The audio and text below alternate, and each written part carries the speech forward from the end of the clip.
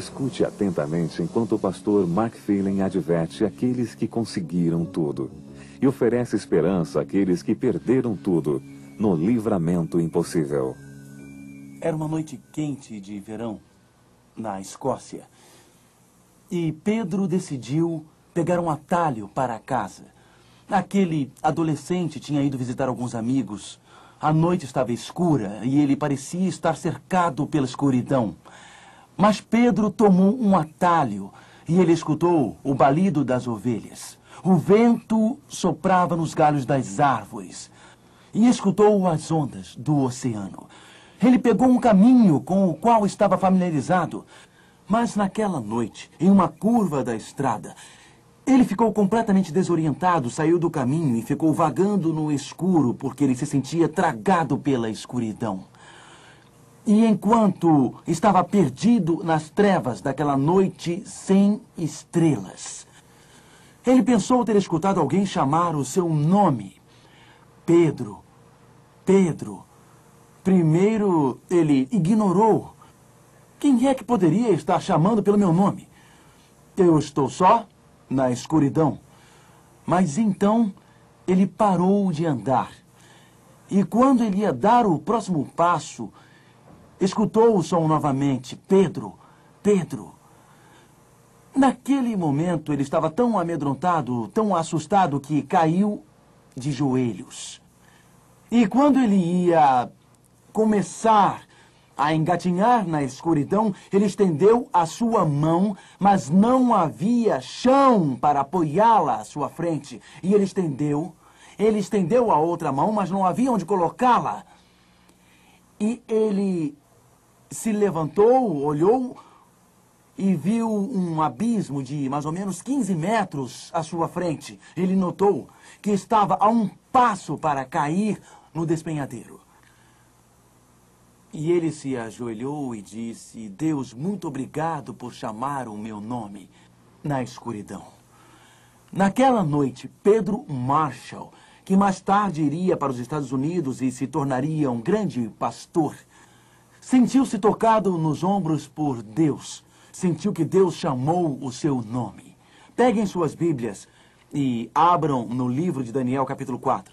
Na quarta sessão do livro de Daniel, encontramos novamente um homem que foi escolhido por Deus.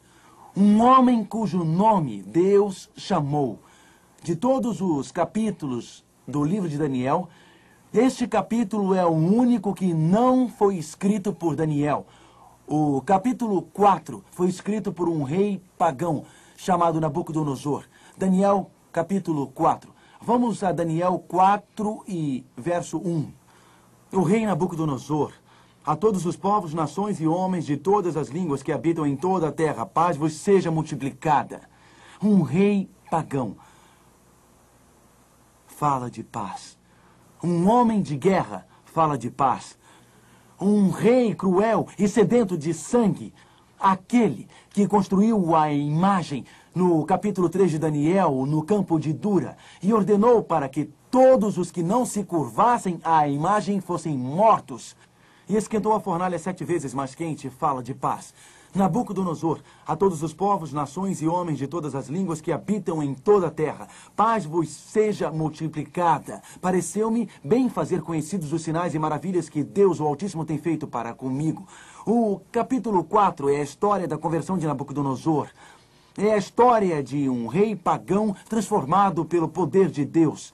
É como se Nabucodonosor dissesse: eu tenho de falar. Todos fiquem calados, porque eu tenho de falar. Deus transformou a minha vida. Deus me converteu. Deus fez algo radical em meu coração, mente e alma.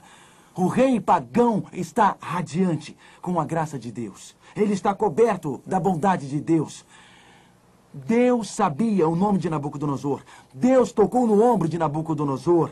Nabucodonosor foi radicalmente transformado. E escute, amigo, se Deus pode pegar um rei ateu, se Deus pode pegar um rei pagão, se Deus pode pegar um rei perverso, se Deus pode pegar um rei que blasfemava contra Deus, se Deus pode pegar um rei idólatra, se Deus pode pegar aquele líder mundial e mudar a sua vida, transformá-la radicalmente e colocar paz em seu coração, a esperança para mim há esperança para você. Não importa quão desesperado esteja neste momento. Não importa se você desobedeceu a Deus e se voltou contra Ele. Não importa quão culpado se sinta por algum pecado que você, por acaso, cometeu. Se Deus pegou um rei perverso, idólatra, rebelde e pagão como Nabucodonosor e transformou a vida dele. Se Deus chamou o nome dele, Deus pode chamar o seu nome. Deus pode tocar no seu ombro, na escuridão da noite, e Deus pode transformar a sua vida.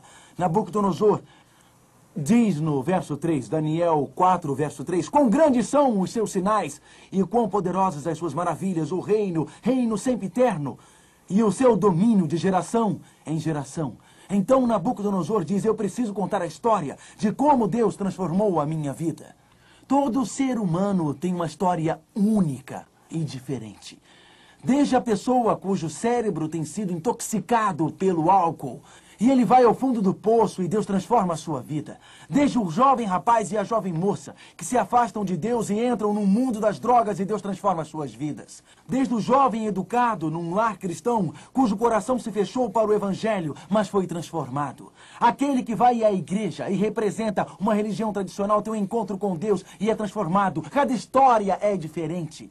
Isto é uma coisa que vai ser especial lá no céu. Quando cada um de nós puder compartilhar sua experiência única que Deus fez aqui dentro, como Deus transformou nossa vida. Este é o testemunho de Nabucodonosor, o testemunho de um rei pagão.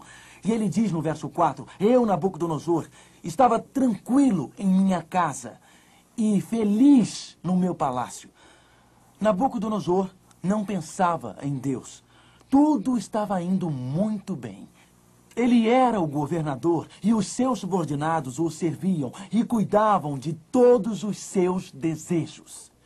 Nabucodonosor tinha muito dinheiro, tinha muito prestígio, tudo o que ele desejava era dele. Tudo o que seu coração ansiava era dele. Mas um dia, tudo isso mudou, porque uma noite Deus entrou lá. Uma noite em seu quarto, ele teve um sonho misterioso que o perturbou. É impressionante. Como tudo pode estar indo muito bem. Sua mente e coração se desviaram de Deus. Mas uma noite, você recebe uma ligação.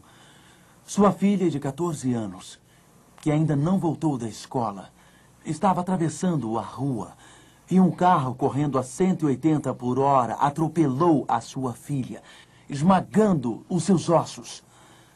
E ela acabou morrendo. E aquela noite, tudo muda na sua vida.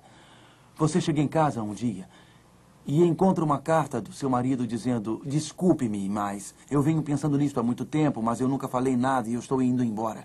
E aquela noite tudo muda em sua vida. Você tem sentido fraqueza, um pouco de fadiga. Claro, você não tem separado tempo para orar. E Deus não tem sido parte importante na sua vida.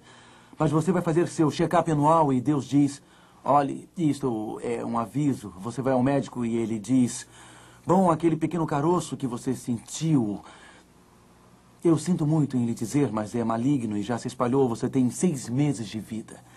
Existem pequenos avisos em nossa vida que são muito impressionantes. Tudo parece estar indo muito bem. Sua vida parece estar sob controle. E você sai para o trabalho um dia, você trabalha para a mesma empresa há 20, 25 anos. E eles dizem, eu sinto muito, mas estamos cortando todos os cargos de subgerentes como retenção e você fica desempregado. A vida pode ter curvas bem fechadas. A vida pode ter montanhas, cursos e trilhas de dificuldades. A vida pode